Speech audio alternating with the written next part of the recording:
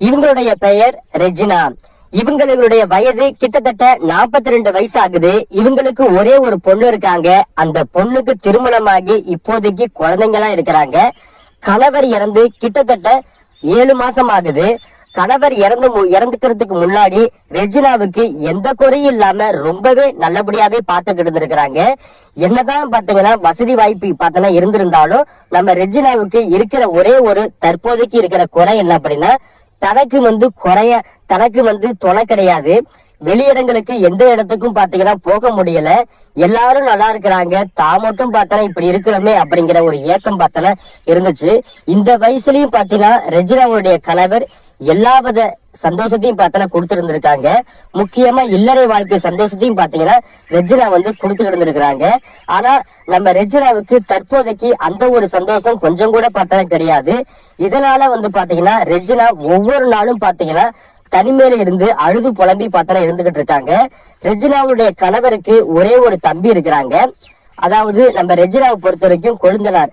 அவரு பாத்தீங்கன்னா கணவர் இருக்கும்போது ரொம்பவே நல்லபடியா பாத்துக்கிட்டு இருக்காங்க. ஆனா இப்போதைக்கு பாத்தீங்கன்னா எதையும் கண்டும் காணாம அப்படியே இருக்கிறாங்க. அந்த வீடு பாத்தீங்கன்னா ரெண்டாயிடுச்சு. அவங்களுடைய மனைவியும் பாத்தீங்கன்னா சந்தோஷமா இருக்கிறது நம்ம ரெஜினா பாத்துக்கிட்டு அடிக்கடி பொறாமைப்பட ஆரம்பிச்சிருக்காங்க. நம்மளுக்கும் கணவர் இருந்தாங்க அப்படின்னா தினமும் பாத்தீங்கன்னா சந்தோஷமா இருக்கலாமே, இப்போதைக்கு பாத்தீங்கன்னா நம்ம தனிமையில ரொம்பவே கஷ்டப்பட்டு கிடக்கிறோமே அப்படிங்கிற ஏக்கம் பாத்தீங்கன்னா ஒவ்வொரு நாளும் பாத்தீங்கன்னா புரட்டி போட ஆரம்பிச்சிருச்சு. இப்ப ஏற்பட்ட ஒரு சூழ்நிலையில தான் எப்படியாவது ஒரு வேலைக்கு போய் ஆகணும். அங்க பாத்தீங்கன்னா நட்பு ரீதியா எல்லா பக்கமும் பழகி ஆகணும். ஏன்னா நம்ம கிட்ட கணவருடைய சம்பாத்தியம் பாத்தீங்கன்னா அங்க இருக்கிற கணவருடைய பணம் நம்ம கையில இருக்குது. என்னதான் சொத்து பத்து இருந்தாலும் நம்மளுக்கு நிம்மதி கிடையாது. தான் பாத்தீங்கன்னா தான் பொண்ணு கூட போய் இருக்கலாம்னு பார்த்தாலும் எவ்வளவு நாள் அவங்க கூட இருக்கிறது. அவங்களுடைய மாமியார் நம்மளை குறை சொல்லிட மாட்டாங்களா? அதனால தான் ஒரு நல்ல வேலைக்கு போய் ஆகணும் அப்படிங்கிற இடத்துலதான் நம்ம ரெஜினா இருக்கிறாங்க. ரெஜினா ஒரு வழியா ஒரு தனியார் கம்பெனிக்கு வேலை பார்க்க பாத்தீங்கன்னா ஆரம்பிச்சாங்க. அப்படி வேலை பார்க்கும் போது கோவிந்த் அப்படிங்கிறவங்க கூட நல்ல ஒரு பழக்கம் பார்த்தனா இருக்க ஆரம்பிச்சிருச்சு. அந்த கோவிந்த பொறுத்தளவுக்கு அவருக்கும் பாத்தீங்கன்னா திருமணம் ஆகிடுச்சு. ஆனா மனைவி பாத்தீங்கன்னா தவறி பார்த்தனா போயிட்டாங்க. இப்பேற்பட்ட ஒரு சூழ்நிலையில தான் அவரும் தனிமையில இருக்கிறாரு. மறுமணம் பார்த்தனா செஞ்சுக்க கூடாத நிலைமையில பார்த்தனா இருக்கிறாங்க. அவங்க ஆனா ரொம்ப ஜாலியா சந்தோஷமா இருக்கிறத நம்ம ரெஜினா பாக்குறாங்க. இவங்களுடைய லைஃப் எல்லாம் சந்தோஷமா வாழ்றாங்க. தனக்கு கணவர் மட்டும்தானே இல்ல, ஆனா மற்றபடி சொத்து அதுக்கப்புறம் பாத்தீங்கன்னா பணம் எந்த ஒரு விதத்திலும் குறை கிடையாது. நம்ம எப்படியாவது இங்க வேலை பார்த்து முக்கியமா கோவிந்த் அப்படிங்கிற ஒரு ஆளு மூலியமா நல்லா பழகிக்கிட்டு நம்மளும் வாழ்க்கையை என்ஜாய் பண்ணலாமே அப்படிங்கிற மாதிரிதான் நம்ம ரெஜினா நினைச்சுக்கிட்டு இருக்காங்க. கோவிந்த பத்தி சொல்லியே ஆகணும் அப்படின்னா அவங்க ரொம்ப வறுமையில தான் பார்த்தலாம் இருக்கிறாங்க. மனைவி தவறிட்டாங்க. மனைவி மேல எவ்வளவு பாசம் வச்சிருக்காங்க அப்படின்னா எல்லா விதத்திலயும் பாத்தீங்கன்னா அவ்வளவு தூரம் அன்பு செலுத்திருக்கிறாங்க. அவங்களுக்கும் பிள்ளைங்க இருக்கிறாங்க. இப்போதைக்கு ஸ்கூல் படிச்சுக்கிட்டு இருக்காங்க.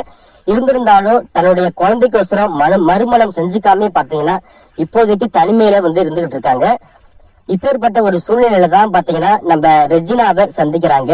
ரெஜினாவை பார்க்கும்போது பேசும்போது ஏதோ ஒரு புதுவிதமான ஒரு சந்தோஷம் கிடைக்குது அப்படிங்கிற ஒரு சந்தோஷம் பாத்தீங்கன்னா நம்ம கோவிந்துக்கு எப்பொழுதுமே இருக்கும். ஏன்னா தனக்கு மனைவி கிடையாது, அவங்களுக்கு கணவர் கிடையாது. தனக்கு இருக்கிற அந்த ஒரு ஏக்கம் கண்டிப்பா பாத்தீங்கன்னா ரெஜினாவுக்கு இருக்கும் அப்படிங்கிற எண்ணத்துல பேசிக்கிட்டு இருக்காங்க. ரெஜினாவுக்கு அவங்கள பொறுத்தளவுக்கு அவங்க கிட்ட பேசும்போது ஒவ்வொரு நொடியும் பாத்தீங்கன்னா புதுவிதமான சந்தோஷத்தை கொடுக்கற மாதிரி அவங்களே பாத்தீங்கன்னா உணர ஆரம்பிச்சிருக்காங்க. இப்படியே காலம் போய்கிட்டு இருந்தாலும் ஒரு கட்டத்துல பாத்தீங்கன்னா நம்ம ரெஜினா அவங்களுடைய நம்ம கோவிந்த ஒரு நாள் என்னுடைய வீட்டுக்கு வாங்க அப்படின்ட்டு பேச ஆரம்பிச்சிருக்காங்க. அப்பதான் வீட்டுக்கு வந்ததுக்கு அப்புறமா தன்னுடைய சோக கதைய சொல்ல ஆரம்பிக்கிறாங்க. என்னுடைய கணவர் எனக்கு எந்த ஒரு விஷயத்திலையும் பார்த்தல குறை வச்சது கிடையாது. இப்போதைக்கு நான் தனிமையில நான் ரொம்ப கஷ்டப்பட்டுட்டு கிடக்குறேன். ஆனா என்னதான் எனக்கு சொத்து பத்து காசு பணம் அப்படின்னு இருந்திருந்தாலும் நிம்மதி அப்படிங்கிற ஒரு விஷயம் இல்ல. உங்ககிட்ட பேசும்போதுதான் எனக்கு ஏதோ ஒரு வகையில சந்தோஷமா இருக்குது அப்படின்னு கோவிந்த் கிட்ட சொல்ல ஆரம்பிச்சிருக்காங்க. கோவிந்தும் சரி, எனக்கும் மனைவி இல்ல, நான் என்னுடைய பிள்ளைங்களுக்கோசரம் தான் நான் இன்னொரு திருமணம் பார்த்தனா செய்யாம கூட இருக்கிறேன். ஒருவேளை உங்களே மாதிரி நல்லவங்க எனக்கு கிடைச்சாங்க அப்படின்னா கண்டிப்பா நான் வந்து திருமணம் செஞ்சுக்குவேன். மற்றபடி உங்களுக்கும் எனக்கும் நட்பு ரீதியான பழக்க வழக்கம் மட்டும்தான். ஆனா உங்களையும் நினைச்சு நான் கவலைப்படுறேன். இந்த வயசுலயே பாத்தீங்கன்னா உங்களுடைய கணவர் இறந்துட்டீங்க அப்படிங்க நினைச்சு வருத்தப்படுறேன். ஒரு வகையில பாத்தீங்கன்னா நான் சந்தோஷப்படுறேன். இந்த வயசுலயும் நீங்க இவ்வளவு இவ்வளவு இளமையா இருக்கிறீங்களே அப்படி நினைச்சு நான் சந்தோஷப்படுறேன் அப்படின்னு சிரிச்சுக்கிட்டே சொல்ல வந்து ஆரம்பிச்சிருக்காங்க. நம்ம கோவிந்த் கிட்ட பேசுற ஒவ்வொரு நிமிஷமும் பாத்தீங்கன்னா புதுவிதமான சந்தோஷத்தை நம்ம ரெஜினாவுக்கு கொடுக்க வந்து ஆரம்பிச்சிருச்சு. அன்னைக்குன்னு பார்த்து 2 பேரும் வீட்டுல இருந்து பேசும்போது அவங்களுடைய கொழுந்தனார் திட்ட வந்து ஆரம்பிச்சுட்டாங்க. முன்ன பின்ன தெரியாதவங்களை எதுக்கு வீட்டுக்கு அழைச்சுக்கிட்டு வர? நீங்க ஆபீஸ்ல பழக்கம்னா ஆபீஸ்லயே இருக்க வேண்டியதானே. இப்ப நீ கூட்டிட்டு வந்ததுனால இந்த ஊர் என்ன பேசும்? ஏதோ வந்து பாத்தீங்கன்னா திமிரு பிடிச்சு அலையற அப்படின்னு தானே பார்த்தனா பேசுவோம். நீங்க ஏன் இப்படி எல்லாம் இருக்கிறீங்க அப்படின்னு வந்து பாத்தீங்கன்னா கொழுந்தனார் பேச வந்து ஆரம்பிச்சிருக்காங்க. அவரு தாங்கூடவும் பேச மாட்டேங்கிறாரு. வேற யாரும் பேசினாலும் திட்ட வந்து ஆரம்பிக்கிறாரு அப்படிங்கிற கோபத்துல வந்து பாத்தீங்கன்னா இருந்திருக்காங்க. இப்படி எல்லாம் திட்டி பேசுறதுனால கோவிந்த் அப்படிங்கிறவங்க அந்த இடத்த விட்டு வெளியில வந்து போயிட்டாங்க. அடுத்த நாளே அந்த தனியார் கம்பெனிக்கு போகும்போது ஆபீஸுக்கு போகும்போது நம்ம ரெஜினா வந்து அவங்க கிட்ட மன்னிப்பு கேட்க வந்து ஆரம்பிச்சிருக்காங்க. என் கொழுந்தனார் இப்படிதான், அவரும் பேச மாட்டாரு, நீங்க பேசினாலும் பார்த்தனா திட்ட வந்து ஆரம்பிப்பாரு, எதுவும் நினைச்சுக்காதீங்க அப்படின்னு பார்த்தனா சொல்றாங்க. கோவிந்தும் சரி பெருந்தன்மையா அப்படியெல்லாம் இல்ல, நீங்க எதுவும் நினைச்சுக்க வேணாம், இது எல்லாம் சகஜம் தானே அப்படின்ட்டு வந்து பாத்தீங்கன்னா சொல்லி சமாதானப்படுத்திட்டாங்க. அடுத்த 2 நாள் பாத்தீங்கன்னா ஆபீஸுக்கு கோவிந்த் பார்த்தனா வர கிடையாது. அவங்களுடைய வீட்டுக்கு வந்து பார்த்தனா போறாங்க நம்ம ரெஜினா. அவங்க வீடு உண்மையிலுமே ரொம்ப வறுமையில இருக்கிறத பாக்குறாங்க. பிள்ளைங்க 2ம் பாத்தீங்கன்னா வறுமையில இருக்கிறதும் பாக்குறாங்க. தாங்கிட்ட இருக்கிற பணத்துல ஒரு பாதி பணத்தை அப்படியே எடுத்து கிட்டத்தட்ட ஒரு 2 லட்சம் ரூபாய் தொகையை வந்து பாத்தீங்கன்னா அவங்க கிட்ட கொடுக்குறாங்க. முதல்ல உங்க பிரச்சனையை நீங்க சரி பண்ணுங்க அந்த பணத்தை வச்சு அப்படின்னு பார்த்தனா சொல்றாங்க. அவங்களும் அந்த பணத்தை சந்தோஷமான முறையில பார்த்தனா வாங்கிக்கிறாங்க. இதுக்கப்புறமா கோவிந்த் வந்து நம்ம ரெஜினா கிட்ட நல்லா நெருங்கி பேசி பழக வந்து ஆரம்பிக்கிறாங்க. இப்படி இருக்கும் போதுதான் ஒரு நாள் பாத்தீங்கன்னா நம்ம கோவிந்த் வந்து நம்ம ரெஜினா கிட்ட சொல்றாங்க, நாம 2 பேரும் டூர் போலாமா அப்படின்னு வந்து கேக்குறாங்க. நம்ம ரெஜினாவும் சரி அப்படியெல்லாம் கண்டிப்பா போலாம், ஏன்னா எவ்வளவு நாள் தான் நானும் வீட்லயே அடைஞ்சு கிடக்குறது, எனக்கும் வெளியுலகத்தை பாக்கணுங்கிற ஏக்கம் நிறையவே இருக்குது அப்படின்னு ரெஜினா வந்து சொல்றாங்க. 2 பேருமே பாத்தீங்கன்னா ஊட்டி இந்த பக்கம் கொடைக்கானல் 2யும் பார்த்தனா சந்தோஷமான முறையில சுத்தி பாக்குறாங்க. 2 பேருமே ரூம் எடுத்து ஒரே ரூம்ல தங்கிக்கலாம். தனித்தனி ரூமா எடுத்தோம் அப்படின்னா கண்டிப்பா வந்து காசு தான் தேவையில்லாம செலவாகிடும். நாம 2 பேரும் ஏவு நேரத்துல பேசிக்கிட்டு இருக்கலாமே அப்படின்ட்டு பார்த்தோன்னா நம்ம கோவிந்த் வந்து சொல்றாங்க. நம்ம ரெஜினாவும் ஓகே சொல்லி முடிச்சிடுறாங்க. அதுக்கப்புறம் வெளியிடத்துக்கு போனது சுத்தினது எல்லாத்தையும் பாத்தீங்கன்னா நம்ம ரெஜினா வந்து பாத்தீங்கன்னா சந்தோஷமான முறையில நம்ம கோவிந்தும் சரி ரெஜினாவும் சரி ஒருத்தருக்கு ஒருத்தர் பார்த்தோன்னா ஷேர் பண்ணிக்க வந்து ஆரம்பிக்கிறாங்க. அப்படி பேசிக்கிட்டு இருக்கிறது பார்த்தோன்னா பிரச்சனை கிடையாது. நம்ம கோவிந்தே பாத்தீங்கன்னா நம்ம ரெஜினா கிட்ட கேக்குறாங்க, நாம 2 பேரும் மறுமணம் திருமணம் பண்ணிக்கிட்டா என்ன தப்பு அப்படின்னு பார்த்தோன்னா கேக்குறாங்க.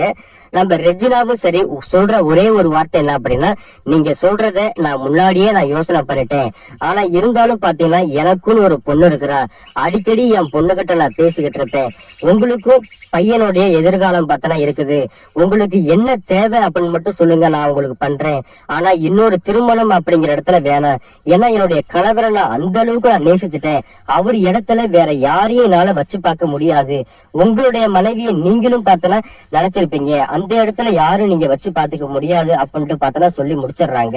இதனால 2 பேர்த்துக்கும் வந்து பாத்தீங்கன்னா மிகப்பெரிய அளவுல ஒரு வாக்குவாதம் நடக்கலனாலும் ஒரு மனஸ்தாபம் பார்த்தனா ஆயிடுச்சு.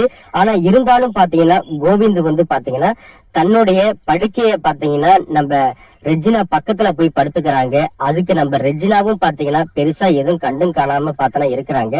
உடனே பாத்தீங்கன்னா மேல கை போட்டதுனால அன்னைக்கு வந்து பாத்தீங்கன்னா கிரீன் சிக்னல் கொடுத்ததுனால 2 பேருமே சந்தோஷமான முறையில பார்த்தனா இருந்துடுறாங்க. அடுத்த நாள் காலையிலேயே பாத்தீங்கன்னா நம்ம ரெஜினா நல்ல ஒரு முகப்பொழிவோட பார்த்தனா எழுந்திருச்சு டீ போட்டு பாத்தீங்கன்னா டீ வாங்கிட்டு வந்து பார்த்தனா தராங்க.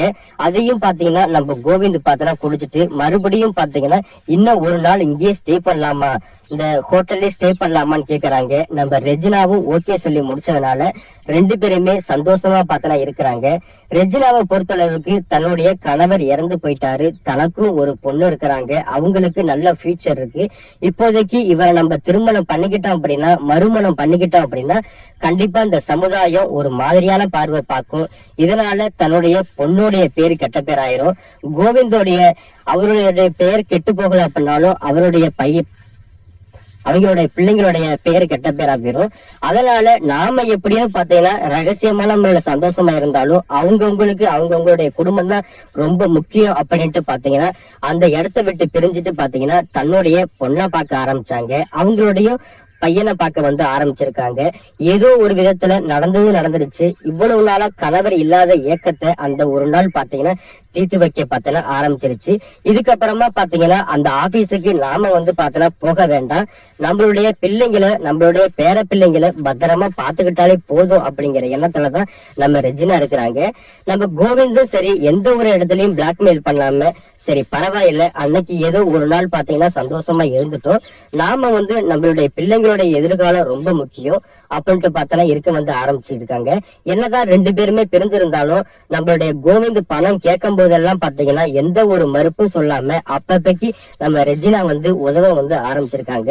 இதனால ரெஜினாவை நம்ம கோவிந்துக்கு உண்மையிலுமே ரொம்ப பிடிச்சு போச்சு. ஒருவேளை திருமணம் பண்ணிக்கிட்டோம் அப்படின்னா நம்மளைய ரொம்ப நல்லபடியாவே பாத்துக்குவாளே அப்படிங்கிற எண்ணம் நம்ம கோவிந்துக்கும் பாத்தீங்கன்னா வர வந்து ஆரம்பிச்சிருச்சு. நம்ம ரெஜினாவை பொறுத்தளவுக்கு நம்ம இப்போதைக்கு தனிமையில இருந்தாலே போதும், நம்மளுடைய எதிர்காலம் முக்கியம், நம்மளுடைய சுயநல தேவைக்காக நாம அவங்க கூட ஒன்னா இருக்கணும் அப்படிங்கறதுக்காக நம்மளுடைய பொண்ணோடைய வாழ்க்கையை எதிர்காலத்தை அழிச்சிடக்கூடாது அப்படின்ட்டு இப்போதைக்கு தனிமையில இருக்கிறாங்க.